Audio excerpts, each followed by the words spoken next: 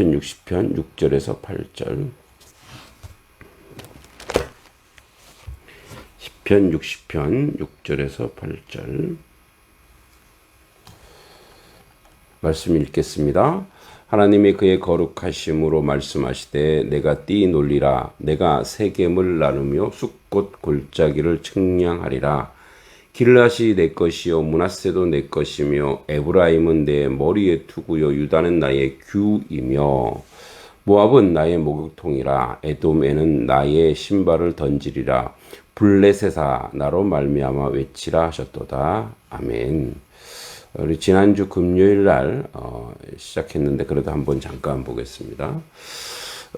사실은 이 본문이 가지고 있는 배경은 다윗이 전투에서 패배를 경험하고 하나님 앞에 나아가 드린 기도입니다.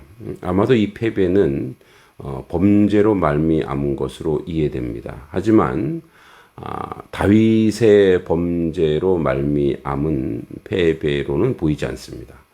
그렇다면 다윗의 군대 가운데 어떤 이들의 범죄로 말미암은 패배였을 것으로 추정됩니다.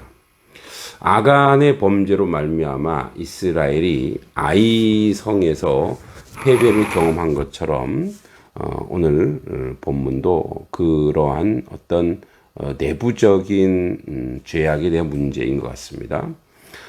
이 패배를 통해서 다윗은 하나님께서 자기와 자기의 군대를 거절하셨다고 버리셨다고 느끼고 있습니다. 그래서 우리 지난 금요일날 봤듯이 하나님이여 주께서 우리를 버려 흩으셨고 분노하셨사오나 이렇게 본문이 나오죠.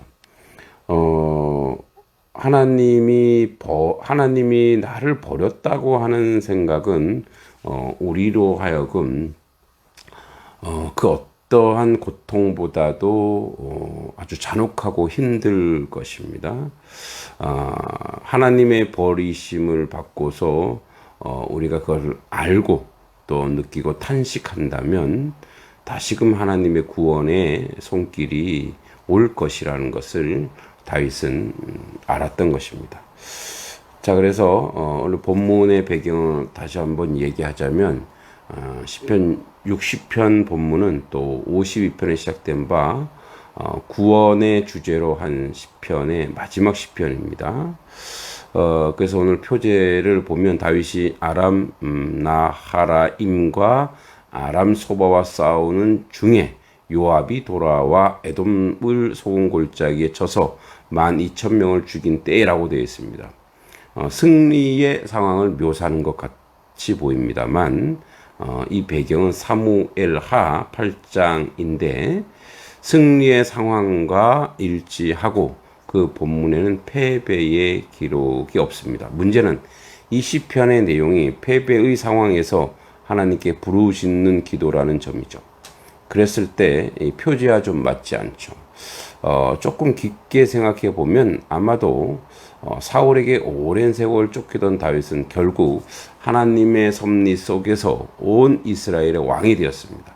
이어서 그는 예루살렘을 점령합니다. 그 다음에 다윗이 한 일은 언약궤를 예루살렘으로 가져온 일입니다.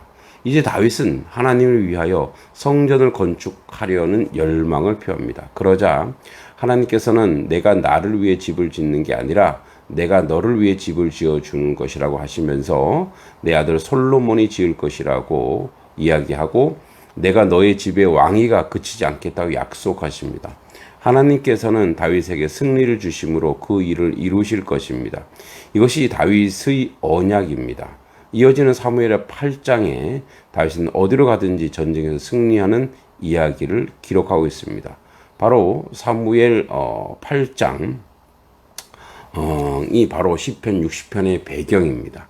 분명히 이 본문은 다윗이 전쟁에서 승리한 것으로 기록된 내용입니다. 시편 60편이 승리의 배경에 쓰여진 시라면 도대체 앞에 있는 우리 1절과 4절까지 어떻게 이해하고 또 10절은 또 어떻게 읽을 수 있습니까?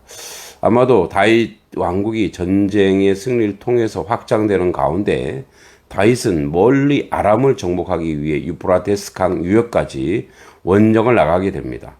다윗은 자신의 주력 부대를 데리고 먼 원정을 나가자 이스라엘 남방 인근 에돔은 틈을 타서 이스라엘을 공격할 기회를 얻게 됩니다.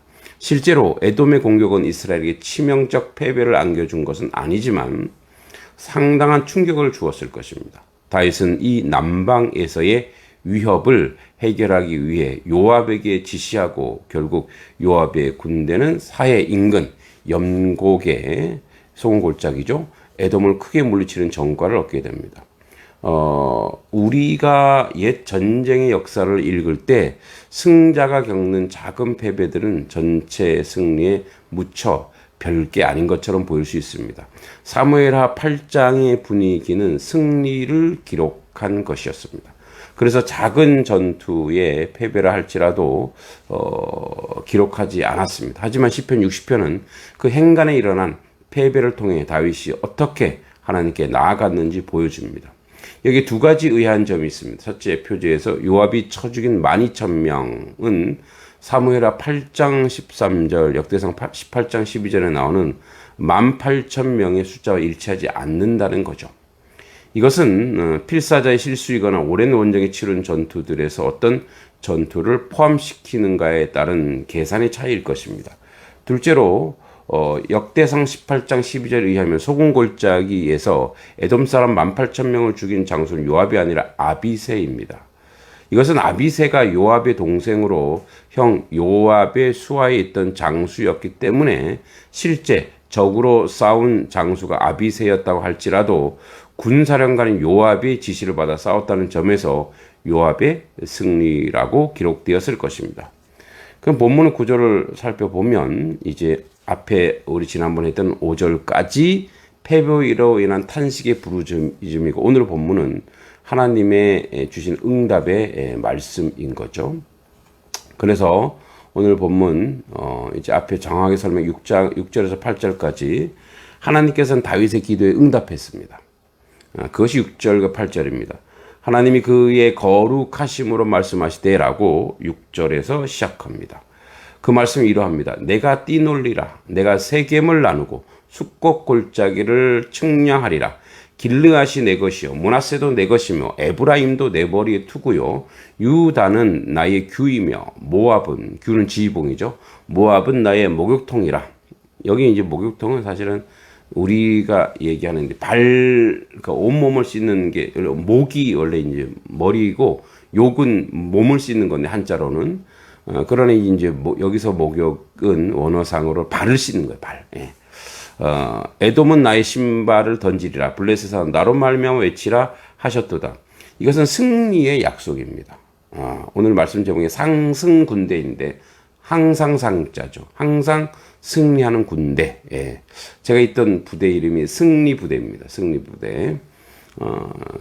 국군 제6685 부대라고. 그 왜 승리부대냐? 6.25 전쟁 때 한 번도 진 적이 없대요.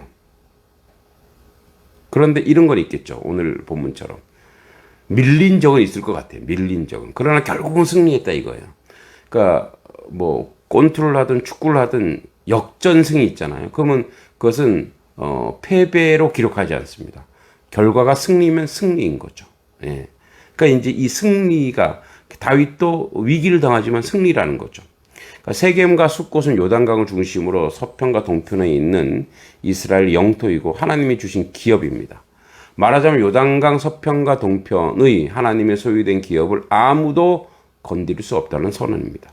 띠논리라는 표현은 하나님의 절대 주권에 따라 하나님께서 마음대로 행하신다는 의미입니다. 칭의한다는 말은 하나님께서 당신의 주권대로 땅을 나누어 자기 백성에게 주신 것을 상기시키는 말입니다. 길르앗과 므낫세도 마찬가지입니다. 길르앗은 요단 동편 땅입니다. 므낫세 반은 요단 동편의 반, 그리고 반은 요단 서편에 나누어 기업을 받았습니다. 이도 세겜과 숫곳처럼 하나님께서 이스라엘에게 분배하여 주신 기업, 요단 동편과 서편을 막론하고 모든 땅을 일컬은 것입니다. 에브라임은 훗날 북왕국 이스라엘 대표 지파가 되었습니다. 유다는 남왕국의 대표이고 다윗의 지파이며 메시아가 약속된 지파입니다. 에브라임을 머리에 투구라 하시면 신적인 능력으로 북쪽의 공격을 방어하시겠다는 의미일 테고, 유다를 규라고 하시면 당신의 왕권이 유다를 통해 이어질 것을 확인시켜 주시는 말씀입니다. 말하자면 하나님이 온 땅의 주인이기 때문에, 다윗이 아니라 하나님이죠, 아무도 건드릴 수 없다는 말씀입니다. 8절에 모압은 하나님의 목욕통에, 에돔은 신발을 던지는 대상으로 블레셋을 이스라엘 굴복하는 존재로 비유적으로 묘사합니다. 모압, 에돔, 블레셋은 다 이스라엘의 주변국입니다. 목욕통은 발 씻는 용기를 말하는데, 모압은 발 씻는 용기를 들고 오는 종이 될 것이라는 말씀입니다. 에돔에는 신발을 던진다고 하셨는데, 이것은 그 땅의 소유권을 옮길 때 소유자가 하는 행동일 수 있고, 또는 집에 돌아온 주인이 신발을 종에게 휙 던져 씻으라고 하는 행동을 의미하기도 합니다. 이러한 종은 종들 중에 가장 천한 종이었습니다. 여기에서 후자를 의미한다고 볼 수 있습니다. 지금 이스라엘이 북방 원정을 멀리 떠난 틈을 노려 이스라엘의 남방을 침략하여 이스라엘 군대를 패배시킨 에돔은 가장 비천하게 될 것을 말씀하신 것입니다. 블레셋아 나로 말미암아 외치라. 이 말씀은 상당히 풍자적 조소가 깃들여진 표현이라 할 수 있습니다. 블레셋이 자기를 정복한 이스라엘의 승리를 기념하여 이스라엘을 존경하면서 외칠 것을 말하는 것입니다. 사실 시편 60편 5절과 12절은 시편 108편 6절과 13절에 거의 동일하게 반복됩니다. 108편 전반부는 이미 이제 우리가 상고한 시편 57편 7절에서 11절을 인용한 것이기도 합니다. 그러니까 108편은 시편 57편 후반부로 시작하여 시편 60편의 후반부로 마치는 것입니다. 시편의 편집자는 분명한 이유로 이 두 시편의 내용을 가져와 하나의 시편으로 형성했을 것입니다. 블레셋아 나로 말미암아 외치라는 부분이 약간 상이합니다. 시편 108편 9절에 블레셋 위에 내가 외치리라고 기록되어 있습니다. 여기서 이스라엘 외치는 것이죠. 하지만 두 경우 모두 이스라엘의 승리에 대한 하나님의 약속이라는 점에서 동일합니다. 결국 마지막에 이기는 사람이 끝끝내 승리하는 것입니다. 상승 군대는 하나님이 만드시는 것입니다. 우리의 목회의 여정이나 또 목사님들의 목회 여정이나 교회의 어떤 그 구성원들이나 시련이 있을 수 있습니다. 어려움이 있을 수 있습니다. 그러나 교회의 머리 되신 예수 그리스도가 항상 승리하기 때문에, 우리의 주인 되신 주님이 항상 승리하기 때문에 십자가로 무너진 것 같으나 부활이 있다는 걸 기억하시고, 우리는 결국 상승 군대처럼 결국 우리는 모두가 승리할 겁니다. 왜냐하면 승리가 약속된, 이미 이겨놓고 싸우는 군대, 이겨놓고 싸우는 하나님의 백성이기 때문입니다. 오늘도 반드시 승리할 것을 믿고 승리자의 삶으로 그렇게 풍성하게 살아가시기 바랍니다. 하나님 아버지, 오늘도 승리하게 하신 주님을 찬송합니다. 과정의 어려움과 아픔과 환난이 있을지라도 결국은 승리를 주신 주님 앞에 나아가고 승리하는 하나님의 백성으로 살아 승리의 그 풍성함과 너그러움으로 오늘도 하루를 기도하며 승리자로 살게 하옵소서. 예수님의 이름으로 기도하옵나이다. 아멘.